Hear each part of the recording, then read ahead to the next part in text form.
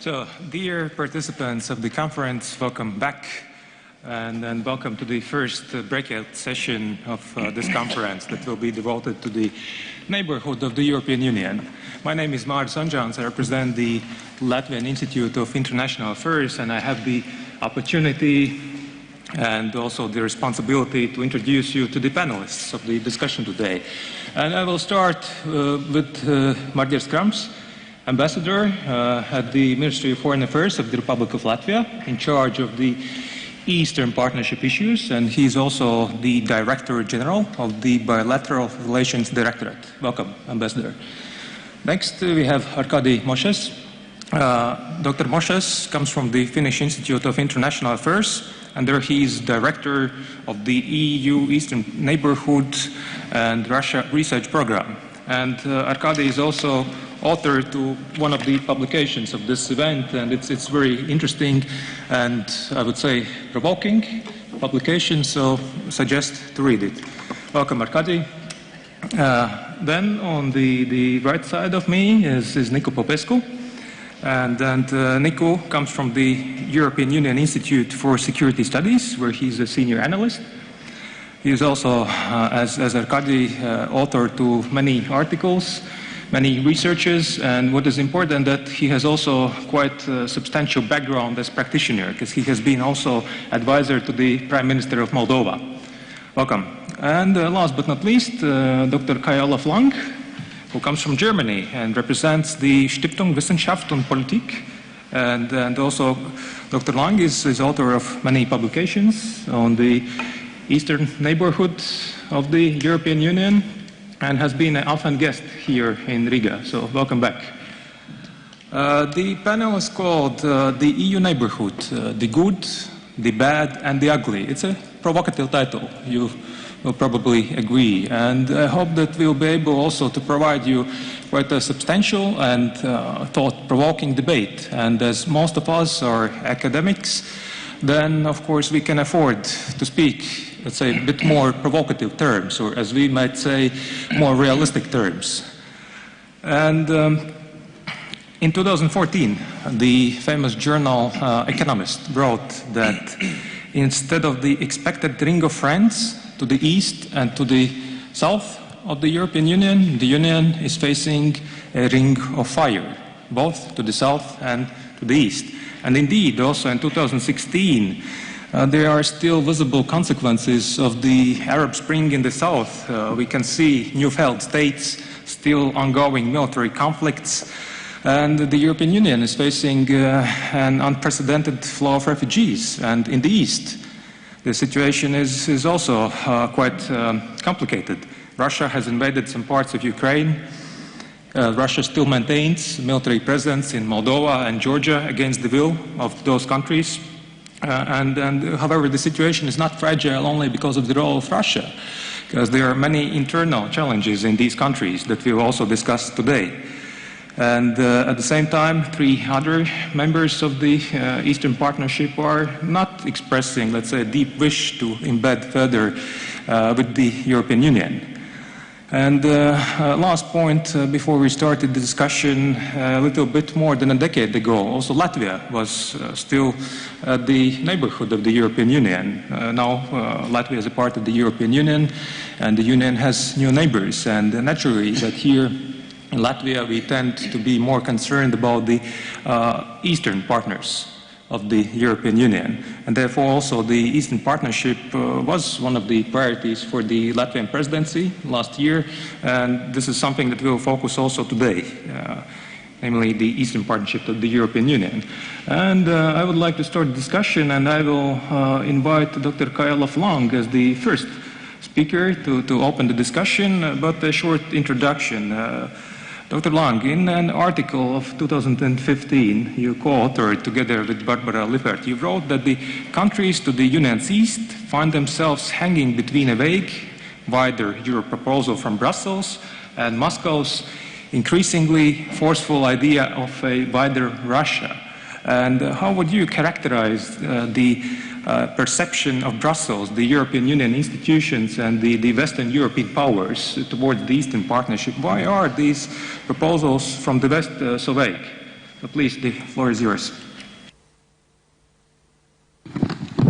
Thank you, Chair, and my thanks also go to the organizers. Very glad to be again here in Riga. It's always a good place for inspiring discussion. Before tentatively trying to answer your questions, I would try to share with you a couple of observations on how what is called today the Eastern Partnership has developed and what, let's say, the permanent questions are. We are always meeting again. I have, dealing with Eastern Partnership, more and more déjà vus, even though, of course, the context in which these questions are asked is changing. So it's seven brief observations and assessments I have. The first one is on the evolution of the EU's neighbourhood actions in the East. I think what we should bear in mind for our discussion is that there have been, I would say, three main stages of development in what the EU did with its eastern neighbors. The first stage was one of proximity politics. It was at a time when the EU Eastern enlargement was coming closer and the EU felt, oh, we have something to do with those countries which will be the future neighbors. And at that time it was mainly about stabilization and cooperation. What happened then, and that's the second stage, was a process of deepening and widening of neighborhood policy east. This again had different specific steps. Let me remind of the fact that originally the countries of what is called the Southern Caucasus were not present in the framework. Then they joined, so that's part of this widening agenda. And of course it was very much about deepening. So member states, the Brussels institutions tried to give more substance to neighborhood policy, or what was later on called the Eastern Partnership. Let's remember the German debates before the German Council presidency in the first half of 2007 on ENP+. It was one of the ideas which we discussed. And of course, this led at the end to the association process, so a new offer which should be much more than we had in the past, for example, in the form of partnership and cooperation agreements. And then came, I think, the third stage where we are in now. I would call it, it's the period of making relations with partners more robust and trying to intensify diversity. So it's an Eastern Partnership or an ENP East of variable geometry. Many of us know that one of the buzzwords of the so-called ENP review process, but I think it has appeared also earlier, was differentiation. And so there are some countries which are on the track to coming closer, the association track, and there are others which are reluctant to embark on a process of comprehensive approximation, and they need other offers. So one part of this stage is to make the ENP East more tailor-made. And on the other hand, and that's of course the big lesson of mainly the Russian-Ukrainian war and conflict, the attempt to make countries in the Eastern neighborhood more robust against external interferences. So the Eastern Partnership now is understood also very much as a sort of resilience policy. So I think this is the evolution we should bear in mind. Alongside with that, of course, we also had different philosophies, different concepts, how to bring this together with EU-Russia relations. And I think also here we had change. We remember at the very beginning when we had a sort of a proto ENP, which was called Wider Europe and concepts of the like, Russia was still present in the concept. So it was kind of interrelated. Then came a sort of decoupling. So the EU, at the latest by launching the Eastern Partnership in 2008-9, acknowledged that there needs to be a specific framework of cooperation with the direct neighbors and a separate one with Russia, which of course rested on the philosophy of a sort of benevolent, partial, project-based inclusion of Russia, but that was basically a sort of a footnote. And then I think at some point Russia came to the conclusion that even though the Eastern Partnership is not very dynamic, even though the EU is reluctant in many respects, there is some substance in it, and that especially the process of association might be a critical junction for the political future of these countries, so that they move closer to the EU and that they will increasingly Europeanize. And that led to a sort of an attempt of a forceful but failing recoupling of both dimensions, EU-Russia and Eastern Partnership relations, which we have been witnessing recently by de facto the end of the trilateral talks between the EU, Russia and Ukraine on trade matters. I'm a little bit talking too long, so I will try to be brief in my upcoming points. What I think is a second, of course, important development is the growing securitization. So I think the Eastern Partnership or the neighborhood policy, in a positive way, was a technocratic project which tried to systematically change countries in the direct neighborhood, a sort of enlargement policy light. There was a certain success in dealing with the frozen conflicts, because these frozen conflicts did not turn out to be an effective obstacle for countries like Georgia or Moldova to get closer. So in this respect, the politics of obstruction by creating frozen conflicts failed from the point of view of Russia. But then came the Ukraine conflict, and hard security issues became an overarching problem for the Eastern Partnership. So it's still an open question how this kind of technocratic reform agenda can be made more robust by security, an overarching security architecture.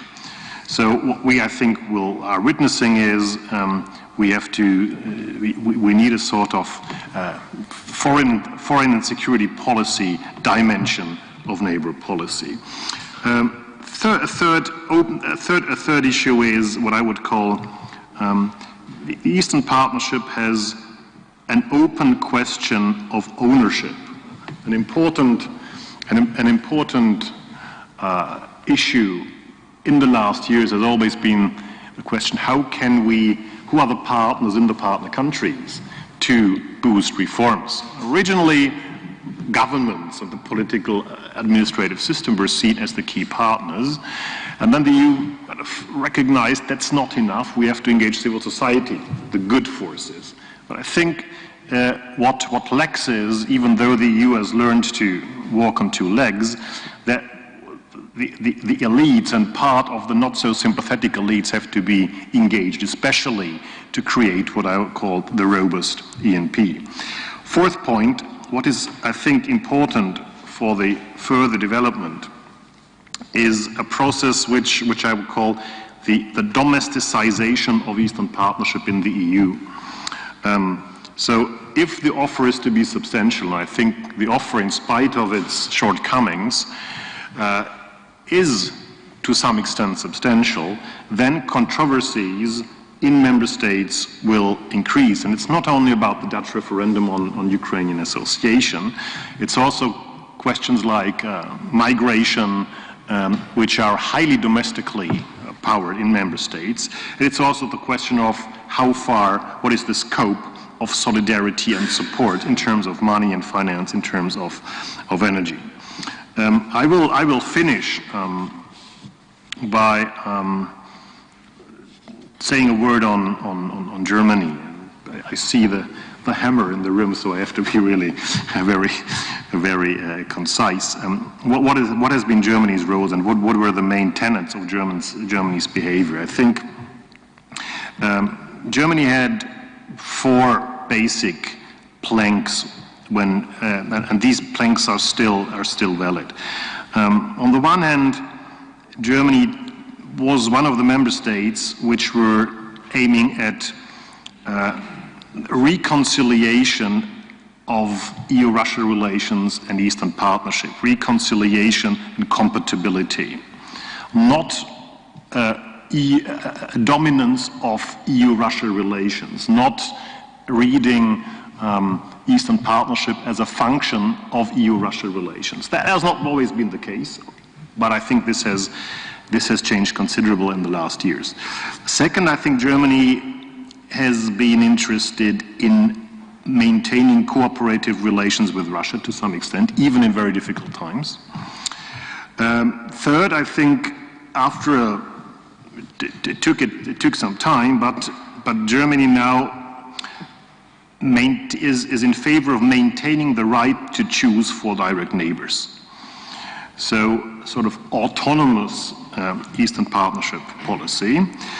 And finally, I think in doing Eastern Partnership politics, Germany always, and in doing Eastern policies in a broader way, tries to ensure the unity of the European Union and the solidity of the EU, which means it's rather reluctant of giving a membership prospect, of course, but at the same time, and I think this was especially visible in the Merkel government era, it was keen on having an EU speaking, as it is called, with one voice. I have a couple of other points, but I think we can come back to that during our discussion. Thank you. Yeah, thank you, Dr. Long. Indeed, let's stop here, and then we can return to those issues a bit later. And thank you very much for bringing in also this dimension, also how things are seen from Germany, which is a very significant player, of course, in the European Union. But now I would like to continue, and I would like to give the floor to Dr. Moshes. First of all, thank you for the publication that you have submitted. It's called EU Policy in the Eastern Neighbourhood, More Ambition, Stricter Conditionality, Less for Less. And in the publication you are rather skeptical about the situation in the Eastern Neighbourhood partners and also by the approach of the European Union. Could you please explain as your perspective? Thank you very much, Mr. Chairman. Indeed, it's a great honor and pleasure for me to be here today. Yes, you're right. In the publication, I do exactly that. I'm trying to offer some kind of a reality check, and I'm trying to propose some policy recommendations, even though I believe that I will remain in the minority, and these recommendations have very little chance of being implemented. Nice case today, later today we're probably going to hear about the lifting of the sanctions vis-a-vis Belarusian regime, and this is completely different from what I'm suggesting in the papers. Let me start with the reality check. Basically what I'm arguing is that as far as the Eastern Neighbourhood is concerned, a window of opportunities for a successful, effective EU policy aimed at transformation of this region has narrowed significantly, and maybe it has closed down completely. I mean, I'm hesitant to pass that judgment, but I believe it's definitely much narrower than it used to be in the previous decade. 4 quick points why I think so. One is that when the Eastern policy was launched 12 years back, the region had military security. It's gone. I mean, the military factor has primary importance in the region. Weapons have been used once, military power has been used here once to promote and secure political dividends, and there is no guarantee that this will not happen again. And this is a serious thing, because the European Union constitutionally is not designed to deal with this kind of contingencies. So military factor is one thing. Second, something that we've been discussing the whole of this morning, EU has less resources. I mean, despite the economic growth that we heard about, the resources are not there. There are lots of other crises that need to be addressed, and the resources are not unlimited. Three, and this is, I think, something which is qualitatively new. People in the West, many analysts in Europe, still continue to assume that Europe has enormous soft power in the region of Eastern Neighbourhood. I would argue that this is not the case. Because, not only because of the propaganda and consistent effort to bring the weaknesses of the European integration to the attention of the people living in the region, not only because of that, but simply because the phenomena exist. A lot of people are skeptical. I don't know how many in this room know that the popularity of European Union in Belarus is at the moment is at all-time low. Least people, kind of the smallest number of people than ever, now positively answers the question whether they would like to join the European Union. We have the explanations, I mean, and we can discuss it, but I mean, the fact is that this is the situation. So we still think that there is this soft power competition which EU is winning and Russia is losing, and this is simply not the case, or at least assuming so would be wrong. And four, in this decade that passed, the partners of the European Union have mastered various strategies of cheating the European Union. Basically, they know that EU is very bad at applying conditionality, be it positive conditionality or be it negative conditionality. If somebody wants to apply positive conditionality on you, you promise, then you do not deliver, nothing wrong happens. You keep getting what you need. If it's a negative conditionality, you wait out. And sooner or later, the EU will come back with new proposals of a compromise. 10 years ago, people in the region didn't know this game was possible. Now they know very well this is exactly the game that has to be played. So the reality check, and I think we failed. That we have more problems than we are ready to admit. My second point would be very quick. This is something which I call the common sense check. And the common sense check is that in our private lives, we do not establish partnerships with all our neighbors.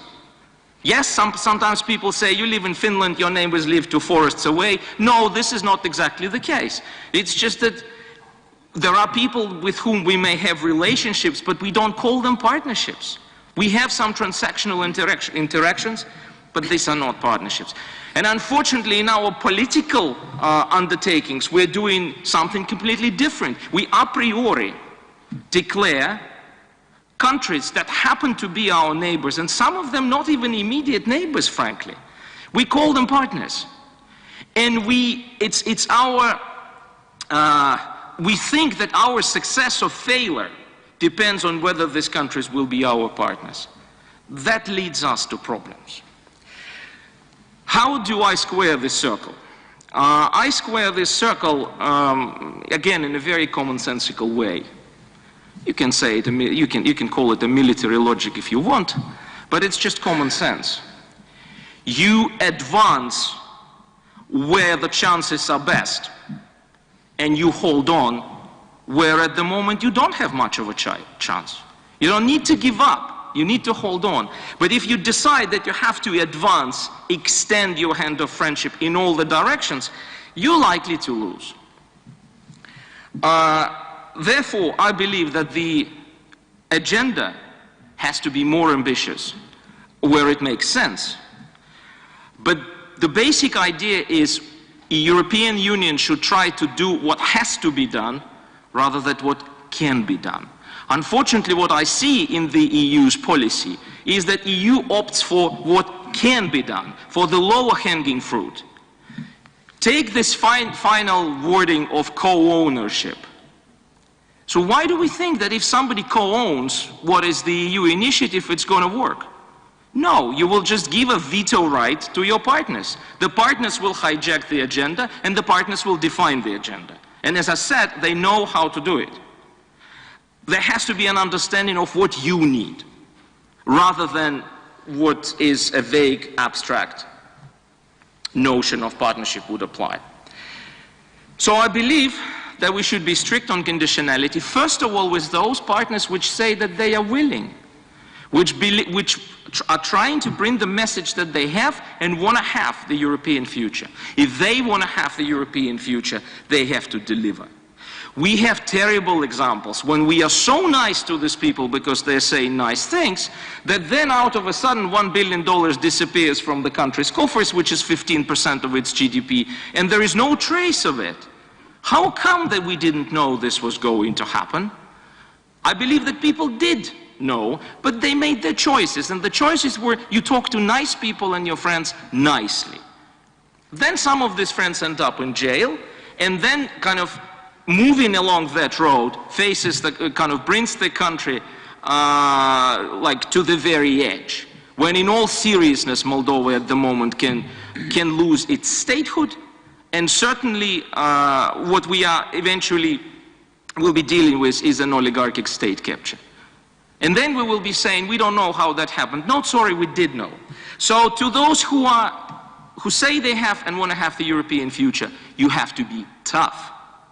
And to those who do not have, who say that they do not want to have the European future, you have to be even firmer.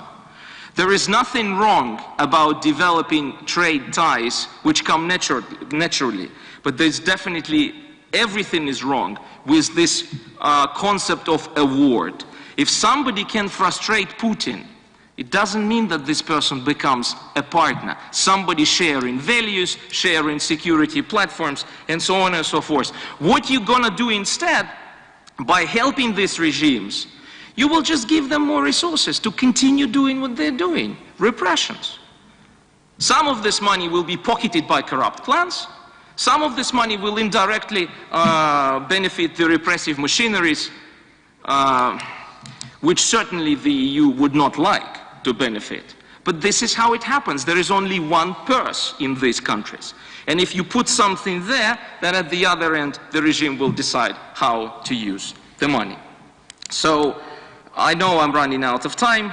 My two kind of most important cases in the neighborhood are clearly Ukraine and Belarus. Ukraine, I mean, we all agree that this should be a priority, but we sometimes disagree within this Ukrainian dossier what should be a priority. In my case, it's Ukraine and it's reforms and transformations. If you talk to some diplomats, it's peace and Minsk too. The problem is, I don't have time to develop it. You can read some of my writings. You cannot do both at the same time. And if you do talk about Minsk, and if you're serious about Minsk, you should take, which is a terrible agreement, but but we don't have anything else, you should take Minsk in its entirety and in the sequence which is in the agreement. And you should jump at clauses 11 and 12, which are constitutional changes and elections, only after the preceding 10 clauses have been implemented. Otherwise, it makes no sense. And this is the problem, because some diplomats of Europe so much want Ukraine to pass these constitutional amendments that they simply don't want to realize this is not possible. You can destabilize the country, because this will be completely a no-go with the majority of the Ukrainian population. But you're going to fail on the reforms, you're going to fail on Minsk, you're going to fail on everything, but because you have some great ideas, you will be pushing them forward. And in case of Belarus, I've already said, the game is lost. 3 to 5 years from now, we may return back to the yet another edition of the EU-Belarusian very successful policy. But at least what can be done now is that whatever conditionality is there must be used to promote economic reforms and also internal liberalization. And some conditionality is there. And what the IMF is doing in Belarus is actually the right thing. They do withdraw from negotiations when they see they're not going to get the deal they want. And this is something to follow. I conclude. EU policy in this region should be based on EU interests. This is a very basic kind of understanding. Transformation of the region has been and remains a primary interest of the European Union. This is why it has to be pursued to the extent possible. Partnerships in name only, partnerships for the sake of partnerships, nice-looking summits, or not so nice-looking summits. I'm sorry, I was in Riga during the summit. From the point of view of the problematic that I'm working on, this was not a particularly successful communique or statement, joint statement, which was a statement but not a joint. So partnerships for the sake of partnerships will not do. Thank you very much. Thank you, Dr. Moshes. Very comprehensive speech. And I think Ambassador later will have also something to say in the summit in Riga. But a quick question. You mentioned implicitly Russia, the role of Russia. And I will again cite something from your publication, the one in the conference papers. So you wrote that Russia may not be formally an addressee of the EU Eastern Neighbourhood policy, but in reality it is the central element. What about Russia? What is Russia's role? And isn't Russia taking this EU Eastern Partnership more seriously than the Europe itself in geopolitical terms?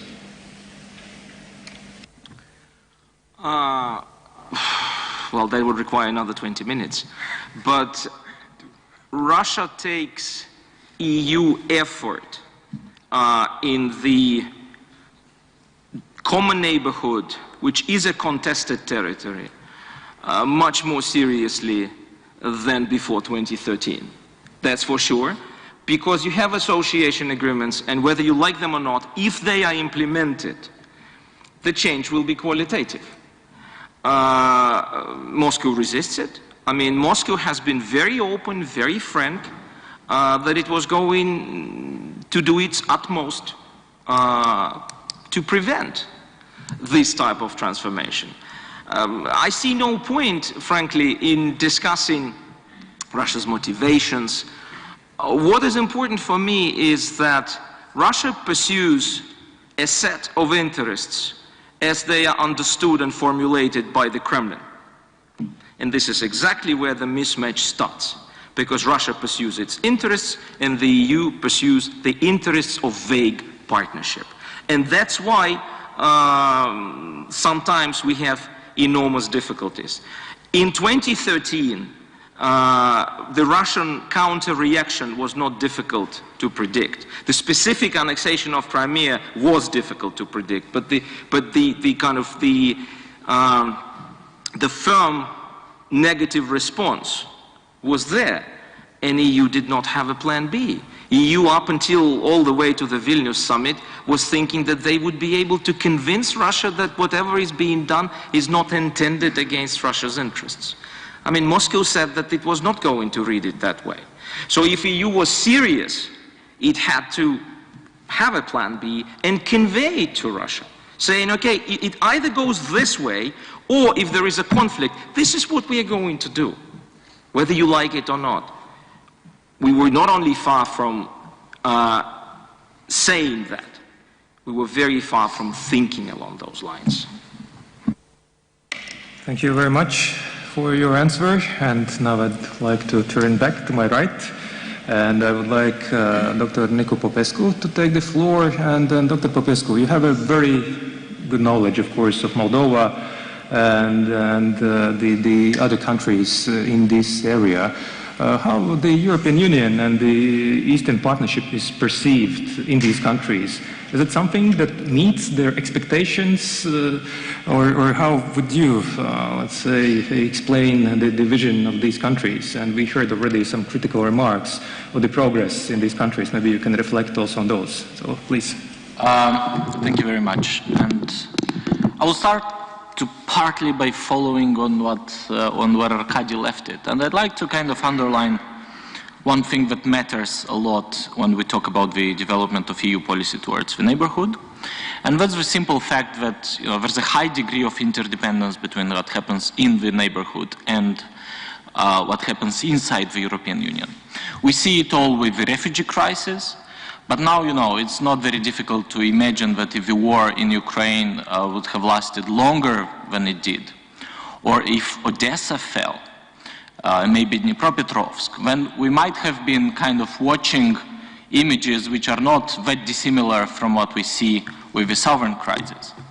Also, people all remember how a few years ago, something that happened between Kiev and Moscow, two gas crises, led to European citizens freezing in winter inside the EU. And again, that was something which happened between two of the EU's neighbors. And but the other important element to this is that that's not a strictly bilateral interdependence between the EU and it's what we call the eastern neighbors, but it's more of a trilateral one. It's an interdependence between the EU, the eastern neighbors, and Russia. And in a sense, the EU finds itself in a bind because it basically cannot have a Russia first policy. Because if you adopt a Russia first policy, you end up with a Ukraine or Moldova or Georgia problem a few years down the road, and you have to tackle that. And the EU has tried that.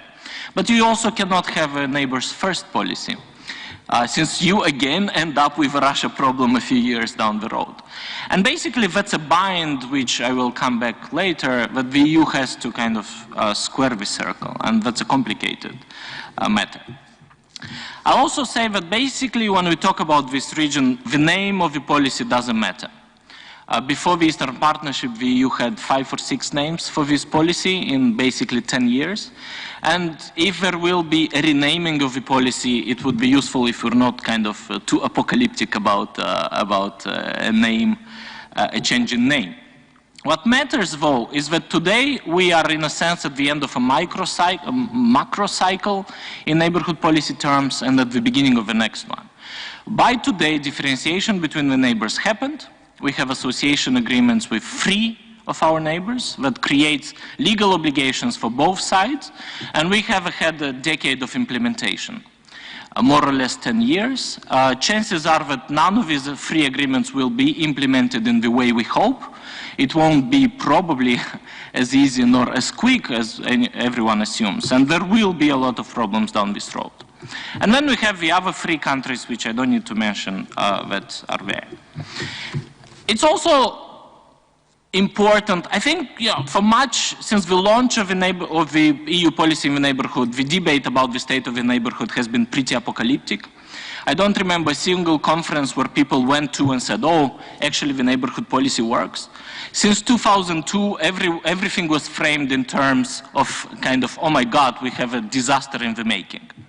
Now it's also true that this is truer today than it was 5 or 10 years ago, so it's not completely subjective.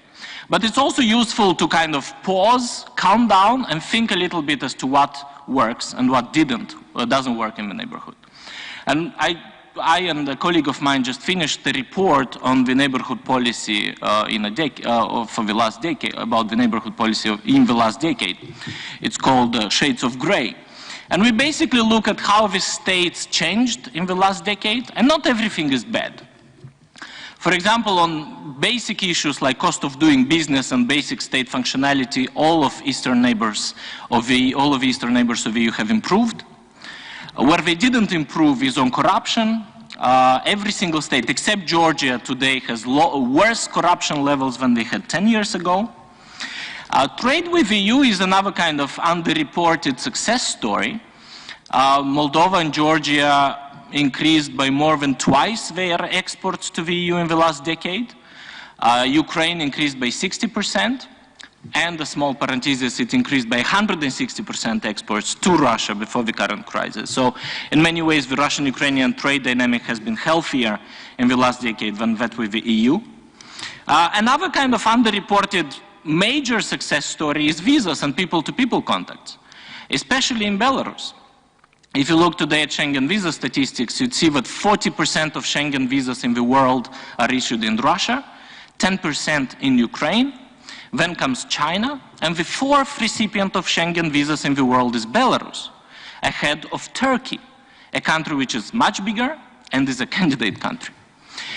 So on a lot of these kind of macro trends, the dynamic between the EU and its neighbors has been in many ways positive. But of course, two big insufficiencies and failures overshadow this. One is the security situation, and both of my previous speakers referred to this. But basically, if we try and zoom in into boring institutional terms, we have a complete failure of everything that is security sector in countries like Ukraine and Moldova primarily. It's a failure of intelligence services, it's a failure of police, it's a failure of the army to basically exercise their basic functions, be it defending their borders, be it monitoring, let alone properly fighting separatism at early stages. It's basically the absence of such institutions primarily in Ukraine and Moldova, which are a major, major problem, and which has not been a priority for the EU in the last 10 years. And the only hope is that this is the kind of next order priority. And the second biggest failure is corruption, and everything Arkady said is very true. And the corruption you also, the kind of in the last, 1 week, the situation in Ukraine with the resignation of the economy minister, Aivaras Abramovičius from Lithuania. But that's, just an underlying cause of everything that happens under the water. And under the water, what happens is a major, basically, lack of progress. Moldova, if you want, outlines you the strikest paradox of the matter, of how corrosive the corruption effects can be. If you look at the macro statistics of Moldova, you see that in the last 6 years, Moldova grew between 7 and 8% GDP growth in 3 out of the last 6 years. Moldova has been one of the fastest growing economies in Europe in the last 6 years. Now, the number of people flying for Chisinau airport doubled in the last 5 years. Roads have been built, hospitals have been renovated, and with that, the support for European integration and the government has been going down. Today, if you add up the popularity ratings of the 2.5 parties that form the majority in government, it's probably around 10–12%. And that is because, besides doing a number of serious and real reforms, the corruption situation aggravated. And you have the same situation with Ukraine, and probably we have a Ukrainian kind of corruption-related crisis already happening, and it will only aggravate, but without the 2–3 years of positive change that Moldova had. So if you ask me, the decade ahead for the neighborhood should be basically dominated by these two concerns. Basic security building in these countries, which, as I said, means investment into institution building, police, intelligence, army, border guards, and law enforcement agencies, and justice reform. And the second is anti-corruption, which means not just tough, but the most brutal conditionality you can imagine, primarily on the supposed potential successes of the Eastern, of EU's neighborhood policy, which are Georgia, Moldova, and Ukraine. And my last point would be that we will have crises ahead, and I think this concern a bit about, success stories, unsuccess stories, successful Vilnius summit, successful Riga summit, is something which we get too carried away easily. There haven't been and there won't be success stories in the Eastern neighborhood, but that's not why the EU needs to have a policy there. The EU needs to have a policy because there are no Switzerlands in the making and no Norways in the making in this region.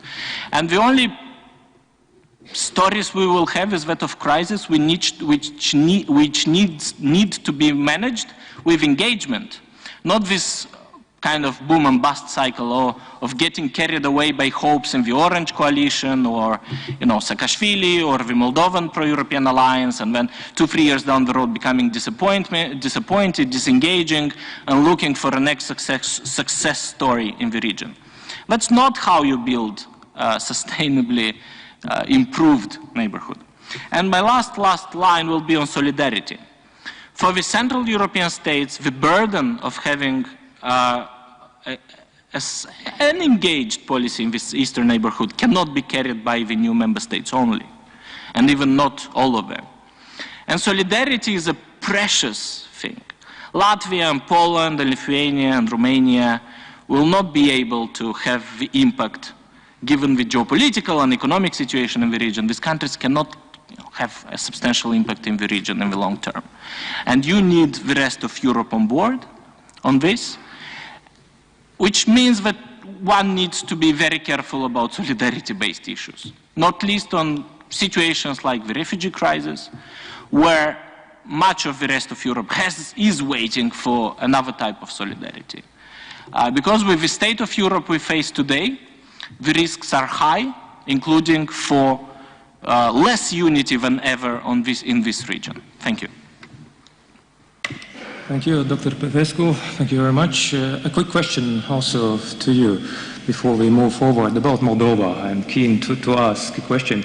Is there only a way forward, or is it possible that also there's a way backwards in a reverse order? Because we have seen that Moldova has tried to go towards the west, to go and implement different kinds of reforms, but we have seen also unrest in the media that's going on in Moldova and Chisinau. There's still the Transnistria region. How do you see this, let's say, perspective for Moldova? I think Moldova is one of the biggest indicators of how little geopolitics matters. Or Moldova's failure is often predominantly, almost entirely domestic nature. The authorities got all the support they needed, all the money they needed, and the failure was domestic, and the failure was called corruption. And I would not look at the situation through this kind of East or West lens. It doesn't make sense, it's not strong enough to explain what happened in Moldova, and the solution is domestic, if you ask me. You might have, probably Moldova's next government will be a coalition of forces which will declare themselves pro-Russian. But you also have a real-life situation where 60% of export goes to the EU. The association agreement is signed and ratified in the country.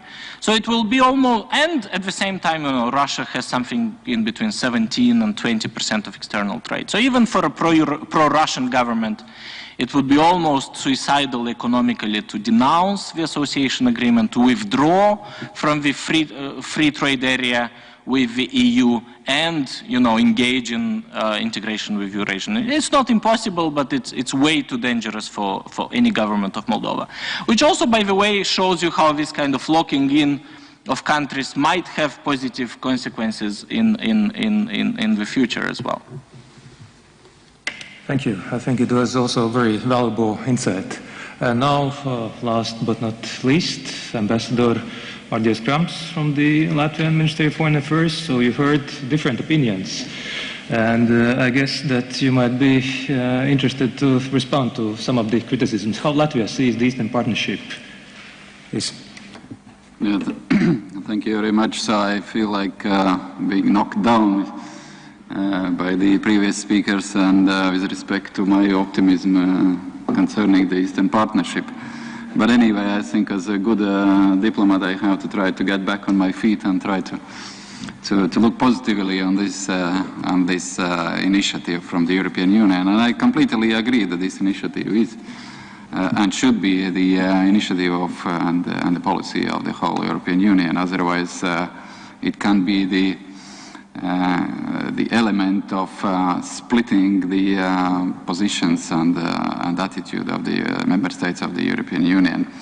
But I'd like to reassure once more. So Latvia is dedicated for Eastern Partnership, and it was dedicated during our presidency. And I think, in given circumstances, I can say and share those views who say that actually in these given circumstances the achievements of the Latvian presidency with respect to Eastern Partnership was quite a success.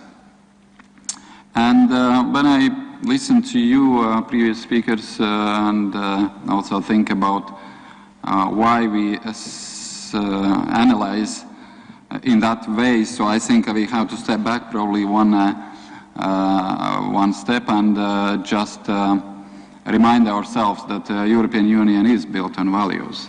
And exactly for these values, the countries which were or are still outside the European Union exactly for these values, so these countries set their strategies to become much closer or to become members of the European Union.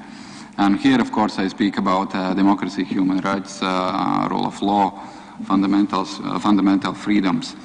And these are the foundations on which a country can be built.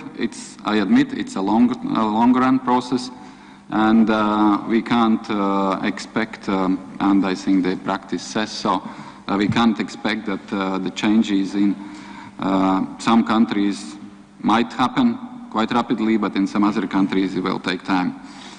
And I think that, well, I have to again say that now speaking about these Eastern Partnership countries, I think we speaking about those countries who've been under this Soviet oppression rule for 70 years. And, well, have to admit also that during the last 20 years, so their experience of reforming the countries to put on the proper foundations, I think this experience was quite mixed. And really to respond what Arkady said about soft power,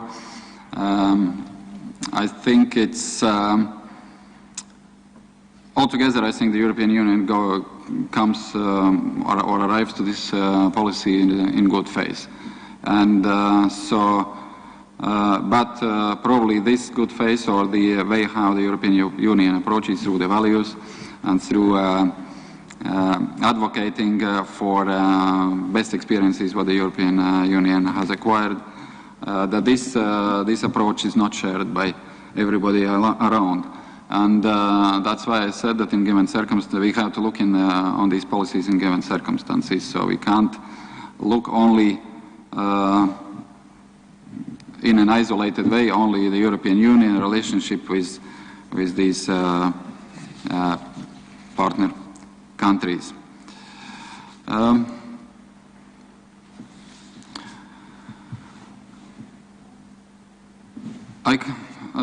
Additionally to that, when listening what Nicu said, and also I had a chance to read his paper.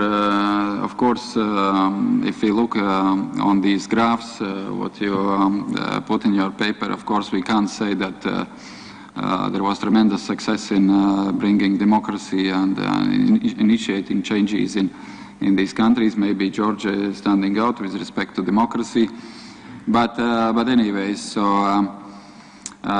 These new opportunities, which are meant for the partner countries, so they are there. So it's diversification of trade, it's people-to-people contact, mobility, other sectorial cooperations, and so on and so on. And I think what we have learned during the previous years, and I think was also highlighted in the Riga Declaration, is that and that's also what is indicated by the partner countries, so it is the word of differentiation. And so that's what we see in reality, that's what we see in practice, and I think that we have to come down maybe from a very generalized approach and to be more specific with respect to the response rapidness of particular countries and with respect to particular needs on those countries.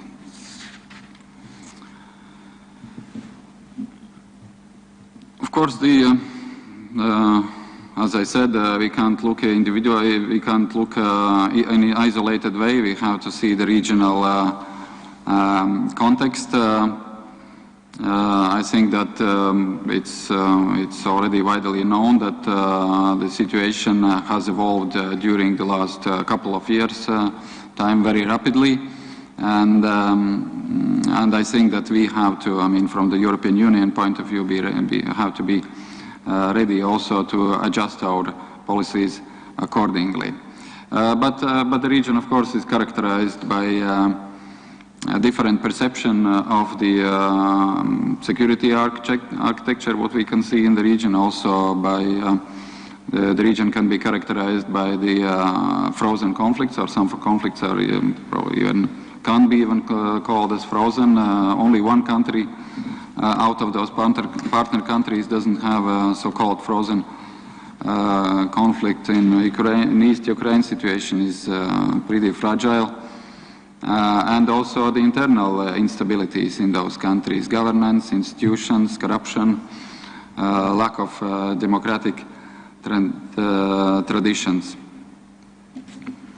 And in these circumstances, this region definitely needs more constant attention, I would say, and more attention which is devoted to this region. And I think what is important is that there is a demonstration on some positive developments of Eastern Partnership. There must be some reconfirmation again of the engagement of the European Union and the European Union's commitments to the Eastern Partnership objectives. And I think we should probably have a kind of retreat discussion about some new vision for future developments. For the Latvian presidency, naturally, the Eastern Partnership agenda was a priority of Latvia. And I think Latvia, naturally, because Latvia has gone through the major reform process by integration into the European Union, and definitely we have lots of our experience to share. And we have to, and I think what we have done during the presidency, we ensured that there is continuation, there is consolidation of the policies with respect to the partner countries, and there is continuation of the Eastern Partnership policy. And I think what we added additional to that, so the activities with respect to Eastern Partnership countries were pretty diverse. So here I'm speaking not only about the summit itself, but also about the different dimensions what we managed to succeed to organize within these frameworks of civil society conference, trade, digital economy, youth, health, media conference, and business forum. And probably, since I'm warned that time is going faster than I'm speaking, so maybe I just skip something what I wanted to say and leave it for discussions later on, but touching only to what is our trying to answer what next for the Eastern Partnership. So it's definitely progress in reforming these countries, and these reforms should be adjusted according to ability of those countries to go through this reform process. Manage also the expectations, both in the member states and also in the partner countries. Also need to that the Eastern Partnership remains up to date, responding to demands from the Eastern Partnership countries. And I think another point is, of course, to discuss what's going to be for the next Eastern Partnership Summit in 2017. Thank you. Thank you, Ambassador. And before I give the opportunity to ask the questions again, I would like to exploit my status here today and also ask a short question. You have heard different opinions about the presidency, how successful it was towards the Eastern Partnership, and here we heard again some critical notes. I will not ask how successful was the Latvian presidency, but maybe from the other point of view. What would have happened if Latvia was not the presidency of the Council of the European Union? If it was, say, the Netherlands or Luxembourg, and let's say no country from the East presiding, what would then have happened to the Eastern Partnership?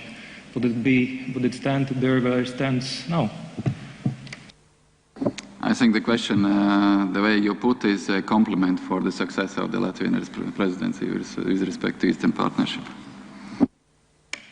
Thank you for your answer.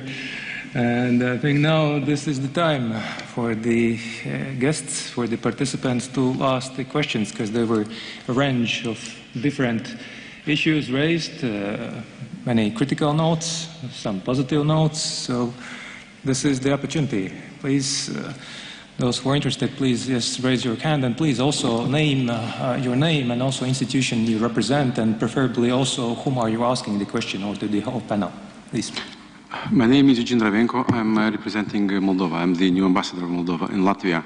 And I'm taking this opportunity because first of all, I'm obliged to react to the comments about Moldova, but mostly is also to thank Mr. Arkady Moshes for this occasion raising the issue of Moldova, and thus giving me the opportunity to talk about my country. So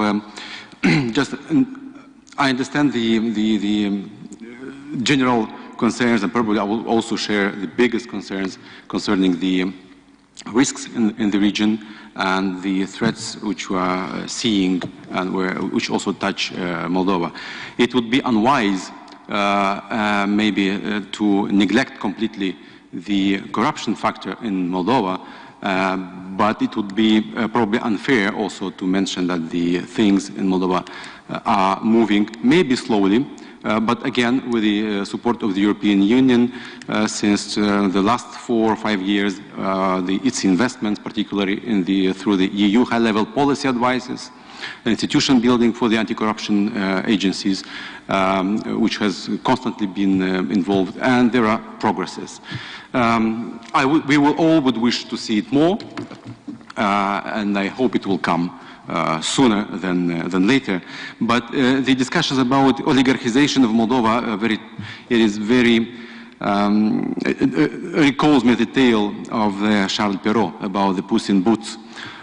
It is, of course, there is this phenomenon in Moldova. It would be also unfair to neglect everything, but to reduce it to the influence of the one single person over the complete Moldova, and that it will bring Moldova to fail. It is just not mentioning also that, yes, that for at least as an argument that things are moving very positively, is the fact that negotiations of a new government were unpredictable. The fact that there was finally a government approved by a majority, be it fragile, but still it was possible, and the fact that we are looking now forward, and Moldova is looking forward, that's the most important element to mention, that Moldova is looking forward, and if is it possible a way backwards? I am skeptical about it, because Moldova is just started to move on a couple of years ago, and one-way policy, geopolitically looking only to, let's call it only to Russia. We had this period for 1.5 to 2 years, 2001, 2003, and it is clear for all responsible and politicians in Moldova that we need much more partners in order to develop Moldova and to have a network of friends and not politics. And again, the security sector reform probably is an issue which has to be much more addressed as it was earlier in Moldova. Thank you. Thank you, Ambassador, for the comment, and thank you for coming here for the conference. Are there any other comments and questions? There must be. Here, please. Hello, my name is Mircea Raicu. I'm also from Moldova, and I also feel obliged to speak here. And my short comment refers to the civil society, and in this sense I would like to engage our Moldovan ambassador, Nicu Popescu, to form a triangle and to discuss about this topic. We all seen the buildings full of gold in Ukraine after the crisis erupted and the Yanukovych system was thrown away. And my people is having the same feeling. It's a kind of deja vu in Moldova, and politicians seems to live in a completely another reality. In my sense, I would like to ask our distinguished guest, to which extent the help of the European Union was directed also to the civil society in Moldova and not only to the political regime? Because in my view, okay, the political regime, they could sign the association agreement, but in my view, the corruption in post-Soviet countries could be eradicated only by the help of the civil society and by the boosting its role in fighting corruption. Thank you a lot. Thank you. And if I may ask, to which of these speakers you're To Nicu it was. Okay, thank you. So I see Moldova is very well represented here. So on right, on left, in front of me. Are there any other questions? Yes, please, sir. Thank you very much. Oleg Shlomo, I'm Embassy of Belarus in Riga. First of all, thank you very much, the Latvian host, for organizing this very important and interesting conference. This topic is a burning topic for the neighborhood countries and for the EU itself. I have one comment and two questions, if I may. My comment is with regard to what the EU needs and wants, especially at the moment. I think one of the priorities is to have a peaceful, stable, secure, and prosperous neighborhood. I think that's obvious that the EU population want to live surrounded by this peaceful area, which is unfortunately not the case in majority of situations. Except, as was said, for one country which has no conflict at all, which is Belarus. And the question is what the EU does to ensure, this stability, security, and prosperity in the neighborhood. And that is the biggest question because the efforts of the EU so far have not been successful in many cases. We have seen worsening of the security situation around the EU. And I think before recently, the EU policy has been more idealistic than pragmatic and realistic in this regard. And only recently, I think the EU has been starting to realize the importance of, looking not through the rose glasses, but looking at reality and trying to build this policy on some solid foundation in each and every partner country. And I hope that if the sanctions are lifted today against Belarus, it will be a very good example and proof that EU has changed and has a realistic policy on the ground now in this regard. And I have two questions to all the panelists. First, what do you think is the added value of the Eastern Partnership? I mean, the real life shows that they might be more realistic to work with each individual partner on an individual basis, on a bilateral track. And so why would we need the whole partnership as an initiative, as a joint initiative? What's the added value? And will there be the next Eastern Partnership Summit next year at all? And the second question, if we had that luxury to turn the clock backward, say in 2 or 3 years backwards, what do you think might have been done differently or should have been done differently to avoid the consequences we have now on the ground? Thank you. Thank you very much for your questions. And I think we can start to respond to them, and then I hope we will have a bit more time for another round. So I would like to start from my left. Ambassador, would you like to say something? We have at least 2 general questions and then something more particular in Moldova, please.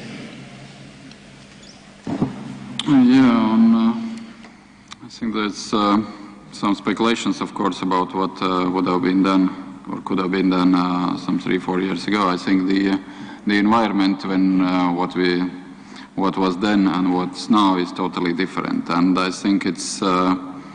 I think if to answer what could have been done then, the answer would be probably not to. I think we would have been much better off if there was no aggression in Ukraine. I think that's probably one of the critical elements of what we have to take into consideration speaking about the Eastern Partnership. And yes, maybe it had the situation or the condition of the the consequences of that aggression. I think maybe there are some positive things as well in respect that it consolidated Ukraine, and actually it pretty decisively turned Ukraine towards the West. And so anyway, I think it's quite difficult to speculate about what could have been done, and I don't want to go into the some kind of self-inflicting discussion about where is the fault of the European Union with respect to what's going on in, for example, in Ukraine. And about what's the added value of the Eastern Partnership is basically, again, I have to go back, and I think you mentioned also the word of foundations. The value of the Eastern Partnership is the instrument through which the values of the European Union are proposed to the neighbors, and I can completely agree with you that these foundations are something which is very basic in order to build an area which is stable, resilient, and but again, I have to admit that this is a long-run process, so it can't be done overnight. And whether to go individually in relationship with these Eastern Partnership countries, or to approach them as a group, I think the life itself proven that there must be differentiation, and I think it is recognized already in the declaration of Riga summit, but that's what we can see also in practice. So only 3 countries have opted to conclude the association agreement on the DCFTA. The others are looking for some kind of other way, I would say, and I still assume that is within the framework of the Eastern Partnership, but they are looking for some other way of this relationship with the European Union. With respect to Moldova, I think it's quite true also for the other 2 countries who concluded the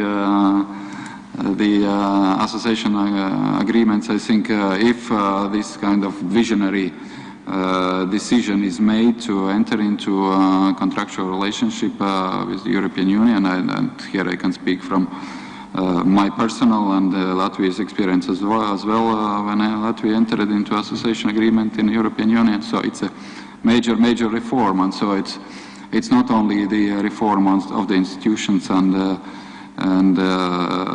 the economy or the competitiveness of the economy of respective country, but also the major reform of the society itself. Thank you, Ambassador. Dr. Moshes, the added value of the partnership and the next summit. Well, I think the question on the added value has been answered.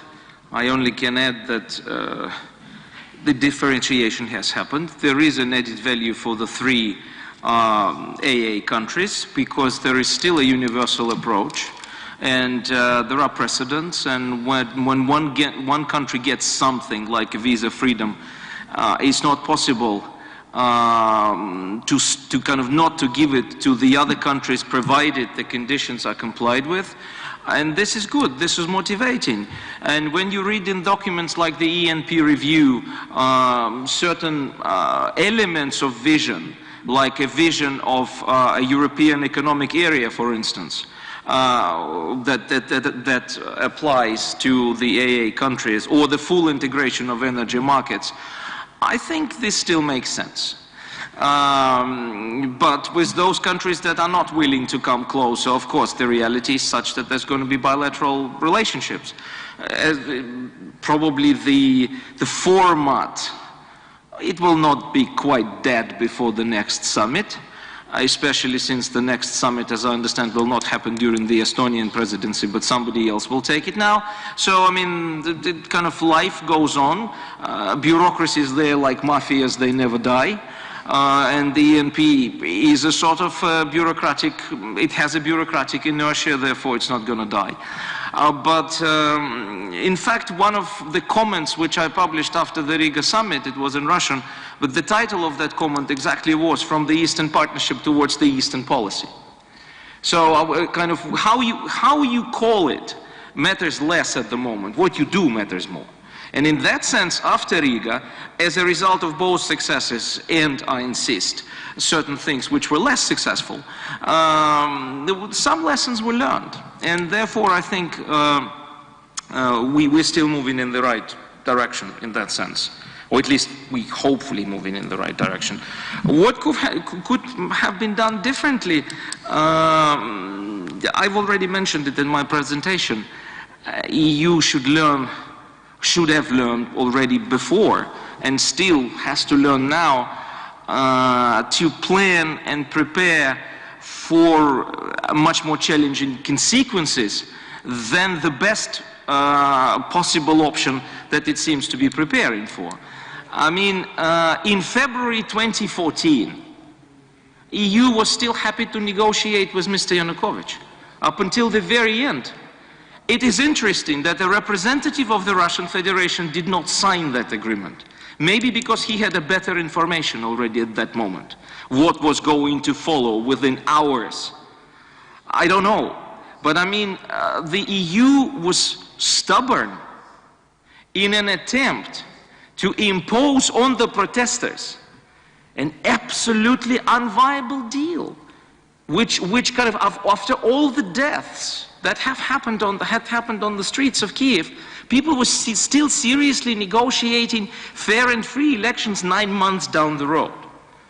Why? Because the diplomats didn't have other instructions. Why didn't they have other instructions? Because nobody had thought about it. And this is a big deficiency, I would say. But this is a pattern. I mean, EU normalized relations with Mr. Gaddafi, just not historically speaking a long time before the Arab Spring, because there is this very nice, very, you know, how shall I say, maybe naive, but understandable from the point of view type of thinking about win-win situations, that you always have to try to create win-win situations. Maybe yes, but unfortunately in real life, the life is normally about choices rather than about win-wins. And this is something which should have been done differently. Thank you very much. Dr. Popescu, many compatriots here, so please. Thank you. I'll do my best to avoid the Moldovan discussion. One is on the Eastern Partnership as a framework. Look, I mean, besides the labels, the real policy on most states in the European neighborhood, South and East, is hyper-bilateral. Just look at every single policy domain. On visas, Moldova has visa-free, Ukraine and Georgia are on the road, and no other neighbor, south or east, is about to be on this track. Look at free trade. There is DCFTA for free states, there is a DCFTA offer for Tunisia, but there is no even free trade offer for Egypt. So again, on trade, the policy is bilateralized. The same goes on energy. There is the energy community with a commitment to implement the third energy package liberalization solution. Only 3 states out of all the neighbors subscribe to it. I mean, in real life terms, the policy is bilateral. I'll just come back a bit to the soft power issue of the EU and the soft power appeal. It's true, the situation is very difficult. You know, EU's credibility has been going down for almost a decade. That's the economic crisis, that's protests in Greece, that's the Euro crisis, that's the refugee crisis. There's multiple intra-European causes as to why EU soft power is less appealing than it was a decade ago. But and the situation is very bad. But it's also a little bit less bad than the polls show it.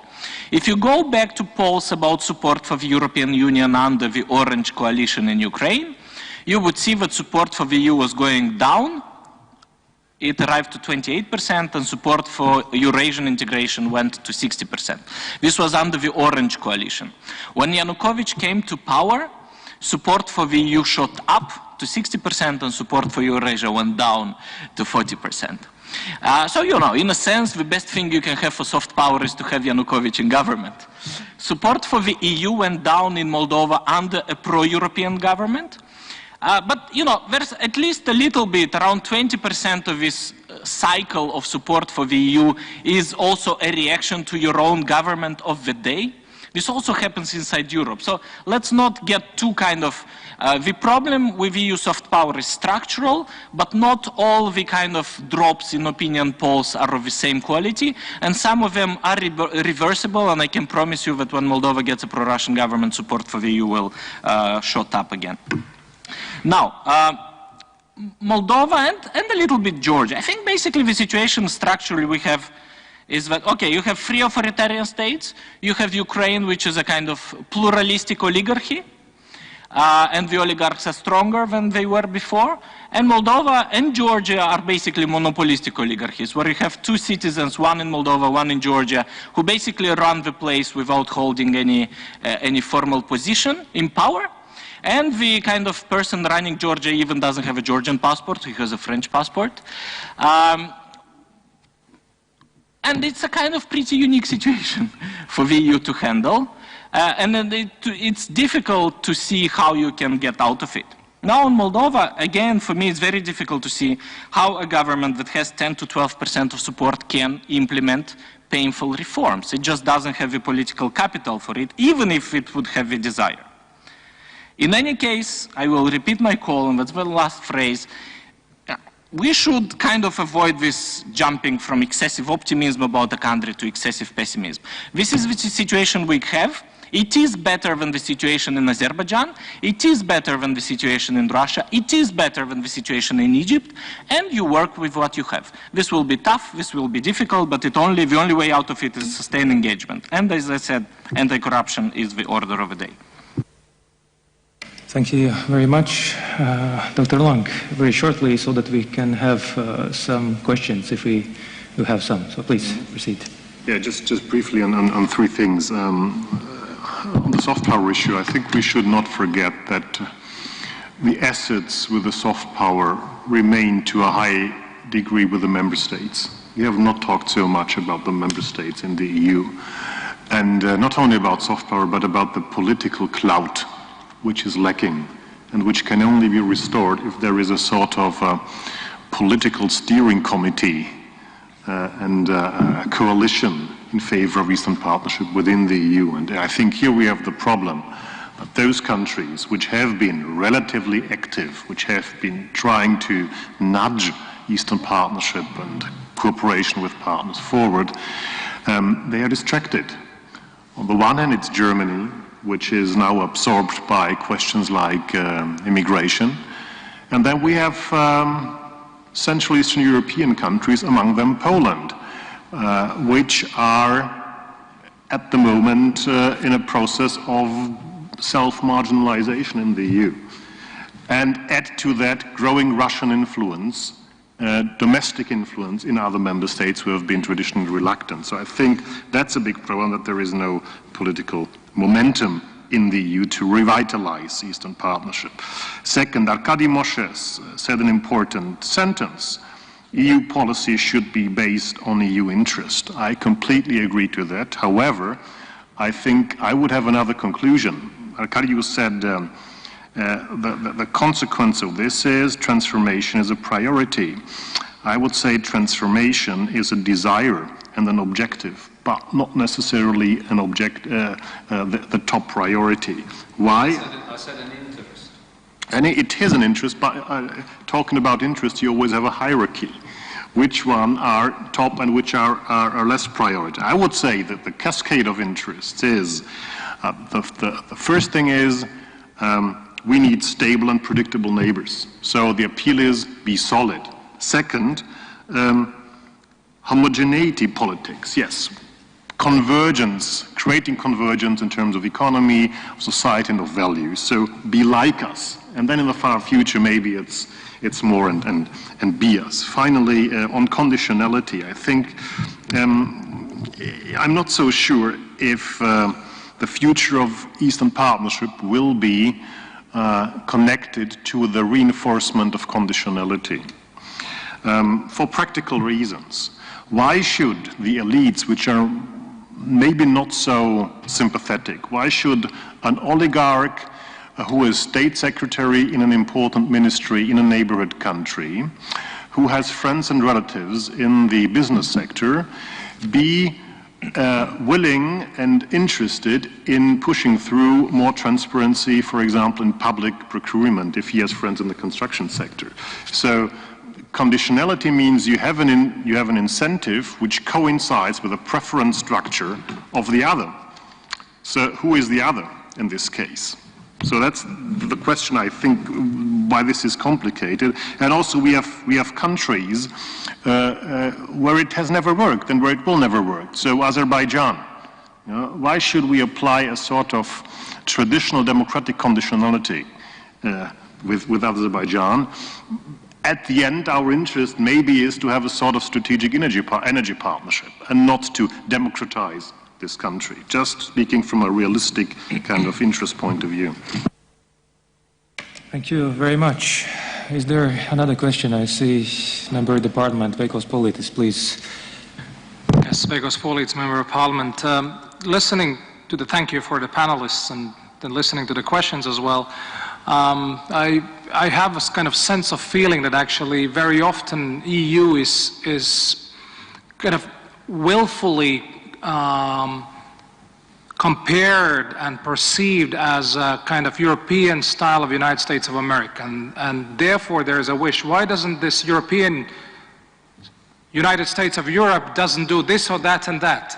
The thing is that actually there is a division of labor, good or bad, but there is a division of labor between EU and NATO, and EU has happily lived with the nuclear umbrella, so therefore it hasn't been doing very much with the questions of security, and so therefore many of the questions cannot even be answered because that's how EU is being built, and it's ongoing process, it's not even stopped. And actually listening to that, listening to the discussions, it brought me down, and I thought about Robert Cooper's book, Breaking of Nations, and basically boils down to the simple argument between the postmodern and the modern states. So while we discuss about postmodern discussion within the EU, we still speak about the modern states in many of the new democracies after the Big Bang in 2004, and obviously the Eastern Partnership countries. So therefore I have a couple of questions, so to Nicu and to Arkady, because if we speak about the building of the modern nations, then we still have to build those nations. The nation building process after Maidan, we see it's going on pretty hard in Ukraine, but the process is ongoing. But my question to Nicu is, isn't it easier to merge with Romania? And question to Arkady is that, is Belarus even willing to build its nation, or maybe it's easier to deal it with an eastern neighbor? Thank you. Thank you, Mr. Polītis. Very interesting questions. The very last question, is there one? I see Mr. Kudors, please. Thank you. Hans Kudors, Center for East European Policy Studies. My question is to Arkady Moshes. Thank you for your interesting speech. It's always interesting to listen to your presentations. I like what you said about challenges of implementation of Minsk agreement. So, but we can see there is some kind of dead end in nowadays, but can you see some serious factors, any factors, which could force both sides, like Moscow and Kiev, and especially Moscow, to really implement what was agreed in Minsk? No, there is an electoral cycle ahead in Russia, there is economic downturn, there is consequences of the sanctions, or rather we will witness another frozen conflict or semi-frozen conflict. Thank you. Thank you very much for the questions, and I would like to give the floor to all of the speakers for the concluding remarks, and then I will invite, of course, both Nicu and Arkady to include their answers here. And then may I start with Dr. Lang, your concluding remarks of today. Would you also maybe like to respond to these questions raised very shortly, please?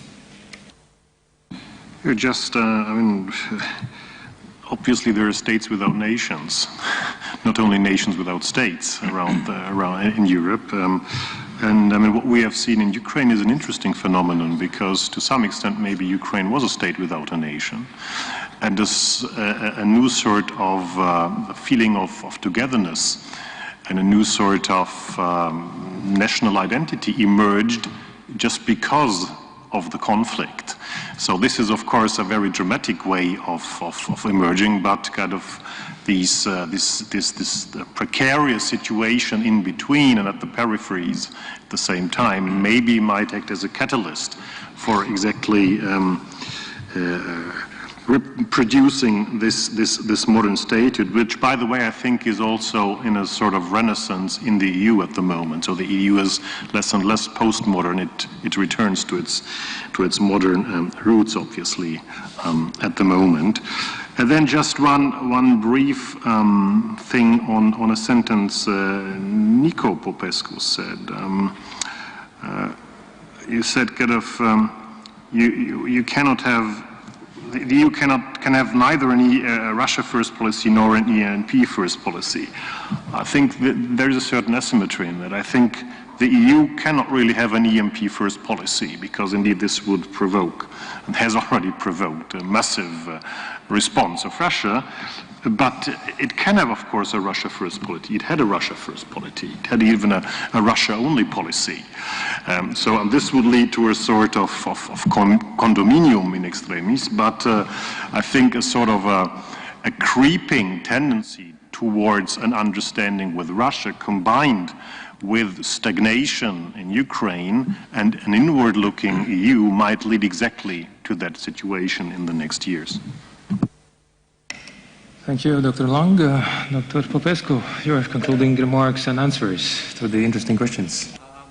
On this last point, well, yes and no. Probably a big part of the EU member states would like to see this region being organized by Russia so that they don't kind of complicate maybe even a majority of EU member states. But part of the problem is that also Russia is not able to do that. So, and even if we implicitly give the green line through inaction, the way I see Russia trying to achieve its goals in Georgia and Moldova and Ukraine in the last 10 years has not been terribly successful and has ended up with even bigger crisis that forces a kind of EU and the rest of the West to act. That's one thing. Second thing, it's also not just about the ENP. We shouldn't forget that there is in this picture even bigger and more important pieces of the puzzle. It's NATO enlargement, it's the anti-ballistic missile, it's the Russian military modernization, it's the Eurasian Union. It's not just the ENP. Even if there was no ENP as a policy declared, we would probably have the elements of today's crisis in a slightly different form, but not fundamentally very different form.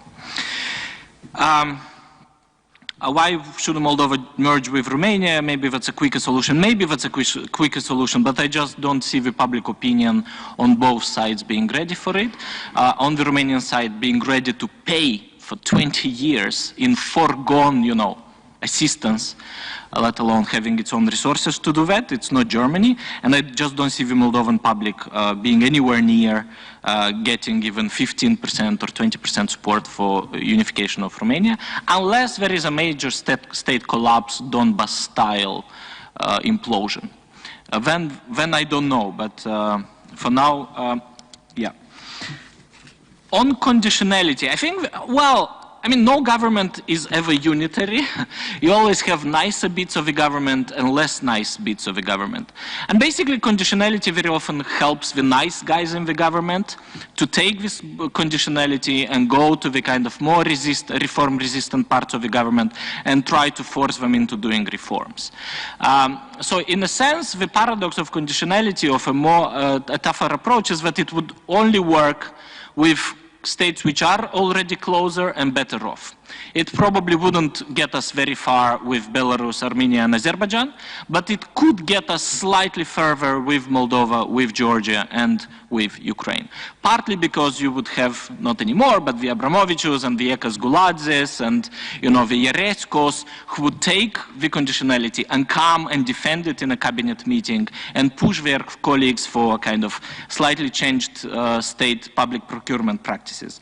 And of course, it's never just the United States of Europe. We talk about Europe, but of course on economic it's the IMF conditionality, it's World Bank conditionality. When we talk about security building and resilience building, for police and for border guards, it's the EU who can do the stuff. For intelligence and army, it's maybe NATO sometimes, but sometimes NATO is too sensitive, so you can get, funds for member states to do this, and Latvia, probably has the expertise but doesn't have a lot of money to get its hands, very involved in assisting security building in some of these countries, but maybe, there's funds to be mobilized from the outside. So it's not, yes, it's the question is how do we put these pieces of a puzzle? It's never just the EU who has the resources and the weight to do it, but the EU as one of these institutions. Thank you very much. Dr. Moshes, your concluding remarks? On Belarusian independence, first of all, you should ask real Belarusians, not myself, but according to the research that I've been doing on the country for many years, I believe that yes. The people in Belarus do want to be an independent nation. I mean, maybe I can tell you that we are not surprised that Russian speakers in the east of Ukraine fight against other Russian speakers.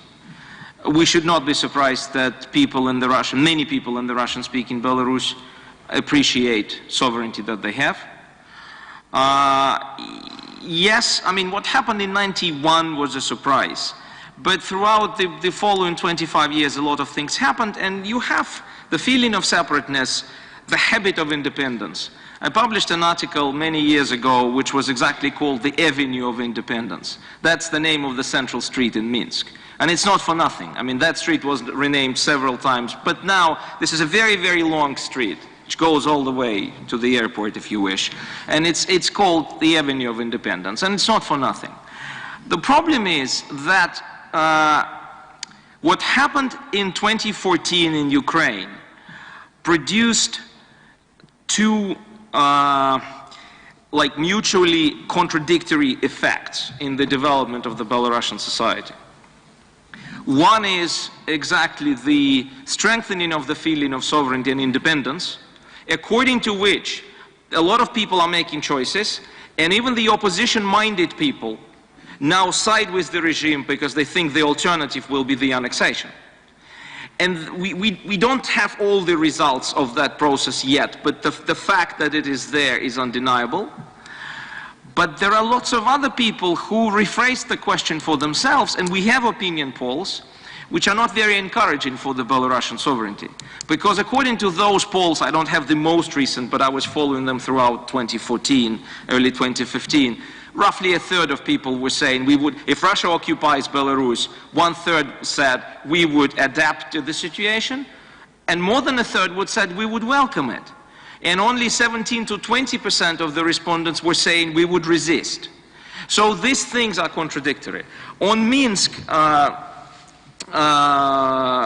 I've been saying from day one that Minsk is not implementable. It cannot be implemented in its entirety because it imposed on Ukraine the conditions which were not corresponding to the reality on the ground in February 2015. Ukraine was nowhere near capitulation. And the Article 11 of that treaty is capitulation, is when somebody else tells you how you should change your constitution. That's unacceptable. So the point is that you cannot implement it. If Ukraine is asked, it will prefer the current stage of simmering, half-frozen conflict to a constitutional change that will cripple the country and basically destroy its constitutional design. This is why it's a no-go. So what we're dealing with now is a poker game. Moscow is not showing that it would be willing to concede. Ukraine cannot concede without opening lots of Pandora boxes. And EU is, I'm sorry again, it's just too stubborn. It does not want to think about alternatives. My suggestion is that you renegotiate Minsk. You make a serious effort to open and unbundle Minsk and come to Moscow, not publicly, and say, okay, this has to change. I mean, we understand that there is a need for Russia to save face, but we also understand that there is a need for Ukraine to get an agreement which would be corresponding better to the situation on the ground as of a year ago and even more so as it is now. But I'm not saying this is going to happen, I'm fantasizing. Thank you. Ambassador Krams, your concluding remarks. You are standing between coffee yes. and the audience. Yeah, I don't want to prevent you getting there, and so it's just probably one sentence, and that's about, again, coming back to maybe a more general way of saying about Eastern Partnership, and I think it's one of the challenges what the European Union is facing now, and so I think it's what is important, that this is not the challenge which is adding to the problems and potential kind of divergence of the views inside the European Union. I think just the solution here probably is, and that's just my assumption, is that when dealing with these Eastern Partnership countries, I think we shouldn't go into that kind of linear way of negotiating with them. I think we should have to be much more adaptable. Thank you, ambassadors. Ambassador, we have exceeded our time, and therefore I'll be very short. There are many questions and there are different answers. And we have to, of course, to continue to discuss, and we can do that in the coffee break. The coffee is served, and we return here for the plenary session at 4 p.m. So I invite you to thank our panelists with a round of applause.